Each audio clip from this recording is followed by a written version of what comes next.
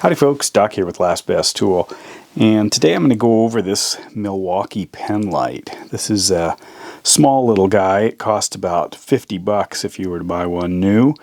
It cost me $1 at a pawn shop. I found it in the bottom of a bin full of junk flashlights, but you know, Milwaukee put their name on there in microscopic print, so it would be easy for somebody to overlook it and just think it's a beat up old flashlight. It's a Penlight.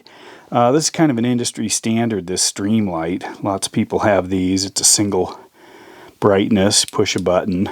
However, you can see that the Milwaukee is considerably brighter,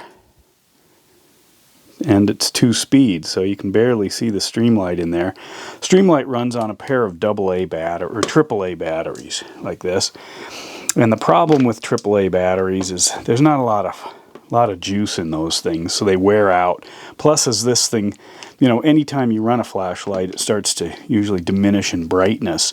So I am a big fan of these rechargeable ones simply because you can top them off and start out your day with a fresh flashlight battery versus, you know, thinking, gosh, these are $1 a piece, and do I, you know, replace them or try to squeeze every last lumen out of the flashlight before I toss those.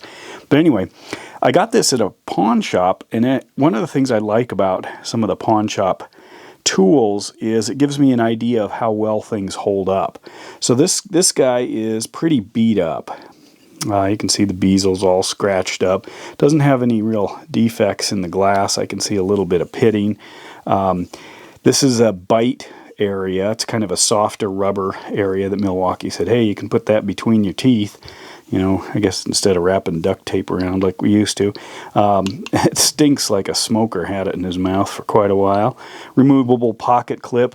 You can see in here there's the standard micro USB charging port. This little hole here was where there was a rubber cover, and because that's missing, I assume this doesn't have very good ingress protection. And then there's a bar right here that you can see lights up green. It actually, when I got this in the store, it was flashing red, which means it's got pretty much zero power. So I could also see why they didn't find it worthy of pursuing very further, moving it into their other tools instead of their junk flashlight bin. And it has a laser. You look at that. This is good for inspections, pointing things out to other people, playing with your shop animals.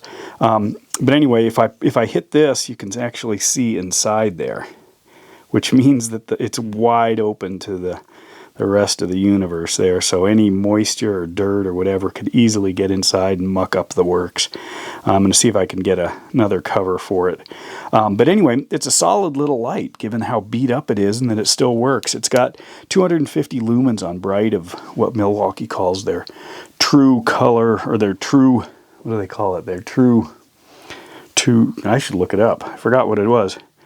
Anyway, it's a true color, meaning that you actually see the colors of things. They aren't distorted at all.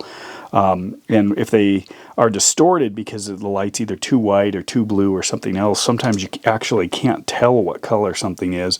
Or if you have several colors like blue and green, red, black, white, sometimes you can't tell them apart safely. I noticed the modulation's a little rough on this guy. The modulation is that most LED flashlights, inexpensive ones, don't actually dim the light. What they do is they flicker it really fast. And the way you can see that, let me get it in the lower setting here. On the bigger lights, you can actually wave your fingers, but let's see what this looks like here. Sometimes you can get that strobe effect. That strobe effect means that you're actually picking up the flicker in between the light. You kind of get it in a pattern, and then it stands out. Let me see if I can find that. You can see it's changing as I wave this little flash, or this little screwdriver, but you'll see a strobe effect. Sometimes that can be really bad, depending on what you're looking at, but something to be aware of. Anyway, a lot of people didn't like this light. I saw it when it was on the shelf for 50 bucks in one of the big box stores, and I thought that's kind of neat because I like Milwaukee lights, really like this guy. It's still one of my favorites, you know, when I use all the battery lights. But I read reviews and people didn't seem that thrilled with it. But when you dig down and try to figure it out, you know, I'm not sure what they're comparing it to or if they even have experience with other lights. A lot of people were complaining that the laser isn't amazing. You know, it's a sub 5 milliwatt laser. There's not a lot you can do. And when I look at the beam really close, it's actually a pretty good beam. It's not blowing apart like a lot of cheap lasers, and when I rotate it I actually can't see a whole lot of flare, which surprises me because this is actually a plastic lens cover. But runtime, I don't know for sure. It wasn't posted anywhere I could find, and I also don't know what the low setting is. So the high is 250. I don't know what that is, 50 maybe, 50 lumens or so. But for a small Penlight, it's got some pretty decent features, and given that how beat up it is and it still works, you know, that says a lot. And sometimes at pawn shops I like to look at different tools, even if it's tools that I own, and handle them and just see what's gone on, you know, what's loosened up or wiggles or doesn't work anymore. So it's like a testing bed. Instead of me having to get the tool and play around with it hard for a few years, I can just go somewhere where people tend to abuse the tools and then sell them for cheap.